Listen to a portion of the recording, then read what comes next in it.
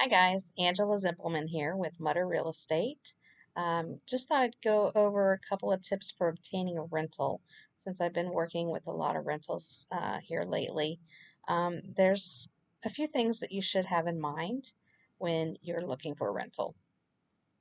The first thing is that you should know that the HUD guidelines, or the maximum number of occupants in a unit, is based upon 2 bodies per bedroom. So, for example, if you have a family of 5, you would need to be looking for at least a 3 bedroom rental.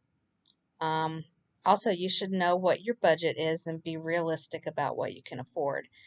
Most property managers and owners are looking for applicants who make roughly 3 times the amount of rent. So, if your income, let's say you make $2,700 a month before your taxes are taken out, then you should be looking for a rental that is no more than $900 a month, or if you're looking at, houses that are like 1,500 a month, you need to have an income of at least 4,500.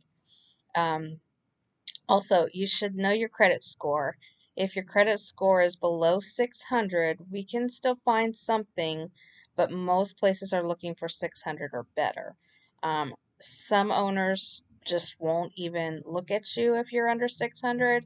Others are willing to work with you, but they're going to be looking at things like your credit history, any past due items, if you have anything in collections.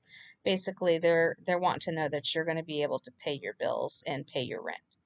Um, you need to have the money available when you start looking for your application fees and your deposits, and ideally for your first month's rent. The way it normally works is as soon as you find something you want to apply for, you'll need to give the application fee with the application before they will process it. And the application fee is per person, 18 and up. So if you have 2 adults and a child that's 18, then you would need to have 3 times the application for each person applying. Um, Also, as soon as you turn in your application and get approved, you're going to need your security deposit ready, because the first person to have the deposit money in is going to be the one that gets that rental.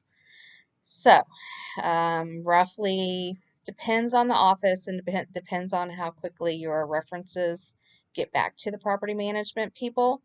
But it's usually 24 to 48 hours to process the application. So you need to have that deposit money readily available, because you have like 3 days after approval to get the deposit turned in, before they'll, get money from somebody else and they get the rental first.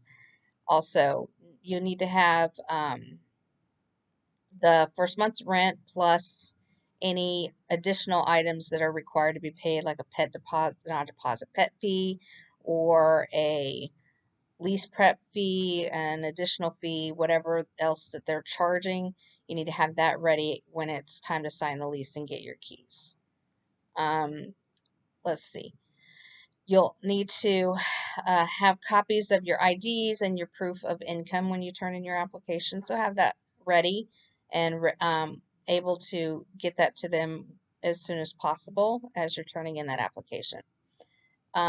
You should have things like your past rental history available to you with dates and contact information, so that you can quickly put it on your application so that it can be verified.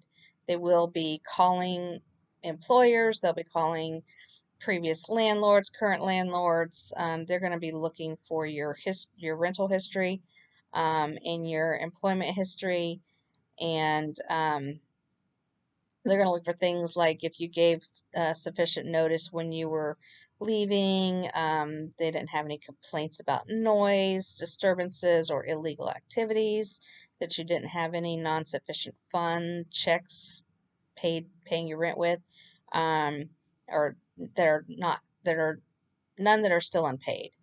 Um, they're going to be looking at things like, did you damage the unit or fail to leave without cleaning it properly? things like that. So have that information ready.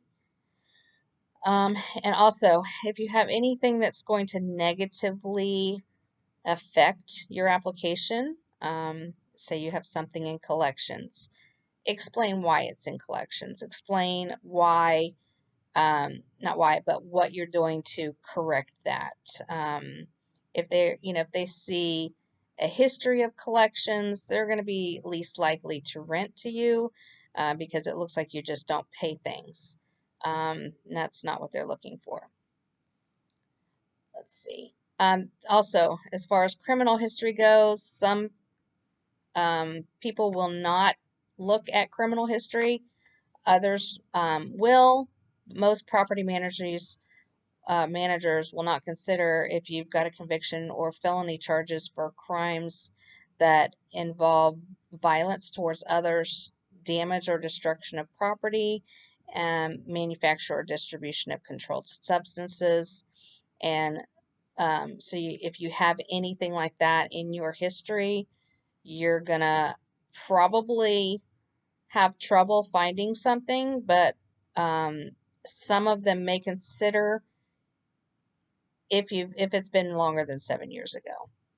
And as far as sexual offenses, they will not be considered. So if you have a sexual offense, they're not going to consider your application.